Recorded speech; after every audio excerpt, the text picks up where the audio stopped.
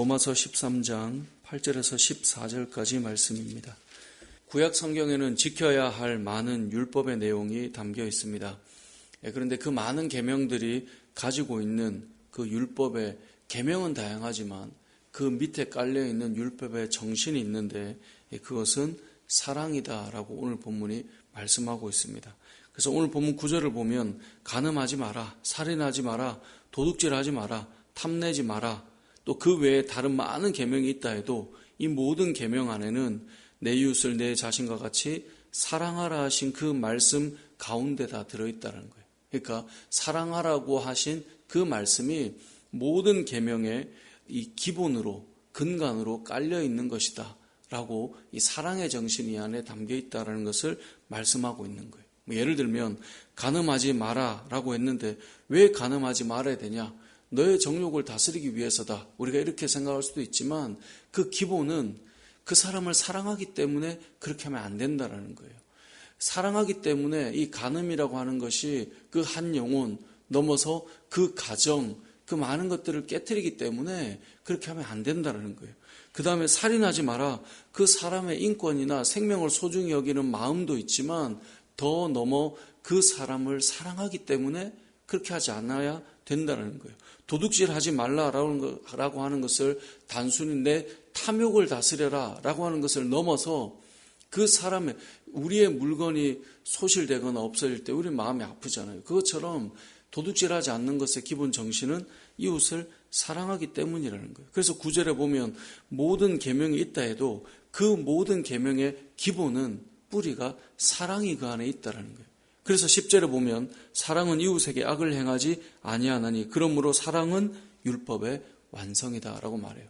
그러니까 모든 율법을 지키는 그 완성이 되기 위해서 필요한 그 중심은 뭐냐? 사랑이라는 것입니다. 오늘 본문 이 8절 말씀도 마찬가지예요.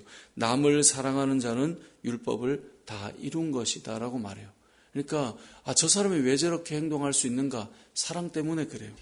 사람의 이 모습을 봐도 그래요. 우리가 살면서 비난하기 좋아하고 부정적인 그런 삶을 사는 것을 좋아하고 이런 사람들을 봐도 그런 사람들이 비난하지 않고 부정적으로 말하지 않는 사람이 있어요. 누군가 보면 본인이 사랑하는 사람이에요. 가장 우리의 사랑의 집약은 부모들은 다 자녀 아니겠습니까? 자녀에 대해서 막 비난하거나 막 부정적으로 함부로 말하는 사람을 저는 거의 보질 못했어요. 다른 사람에게 아무리 그렇게 하고 사는 사람도 자녀에게는 안 하더라고요. 이유는 하나예요. 자녀를 사랑하기 때문에 그래요. 반대로 이런 비난하기 좋아하는 사람이 자신을 비난하면 어떻게 행동할까요?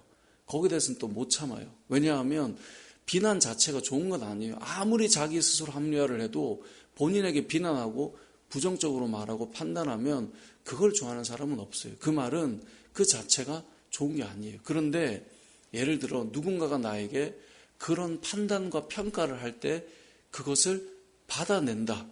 그러면 그 사람은 분명히 사랑하는 사람이에요.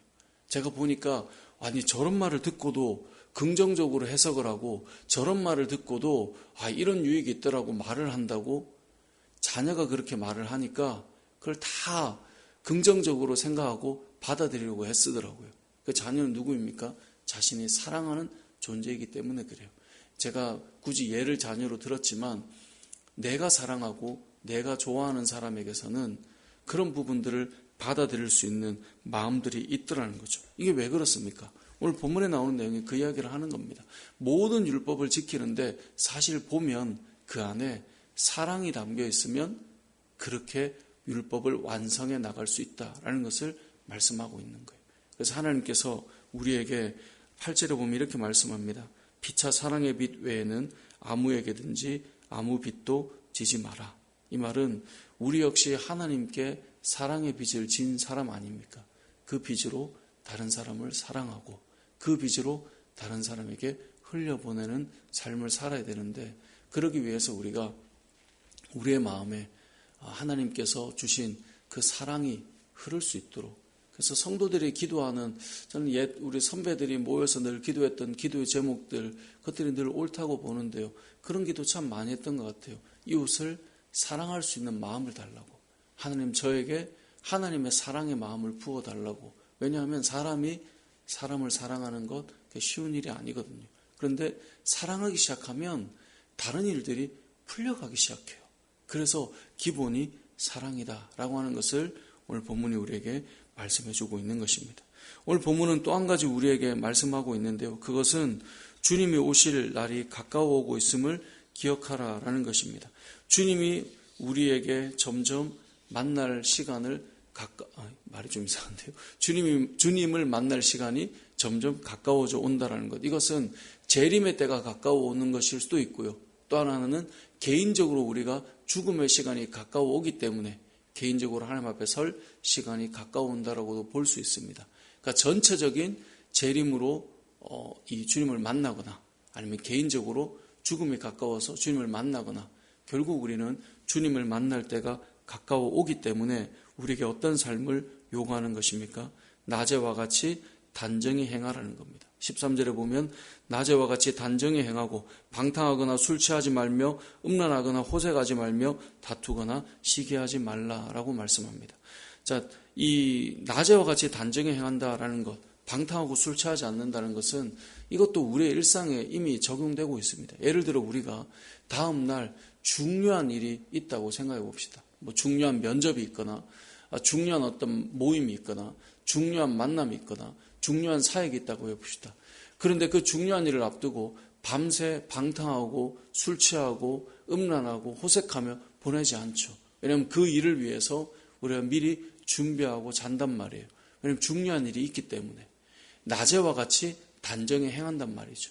주님을 만나는 그 날이 우리의 인생에 너무나 중요하기 때문에 내일 주님이 오신다면 우리가 오늘 방탕하고 막 살아갈 수 없겠죠.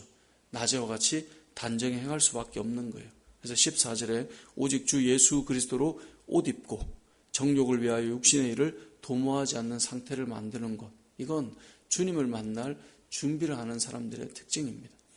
우리가 이 땅을 살아가면서 내일 주님을 만난다면 우리가 오늘을 어떻게 살 것인가? 이제 우리 오늘은 새벽 시간이니까 오늘 주님을 만난다면 우리는 오늘 어떻게 하루를 보낼 것인가? 이것이 성도들의 삶의 자세입니다. 오늘 우리가 중요한 사람을 만난다면 그 만나기 위해서 뭔가 준비를 하듯이 예수님을 오늘 만날 수 있다는 생각을 한다면 우리는 오늘 하루를 방탕하게 또 죄악 가운데 그렇게 살아가지는 않겠죠. 오늘 본문이 그 이야기를 하고 있는 것인데요.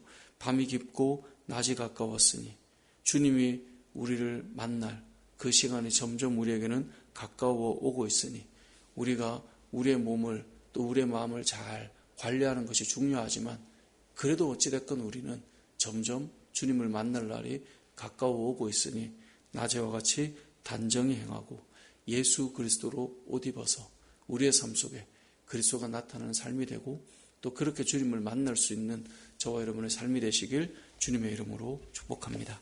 아멘.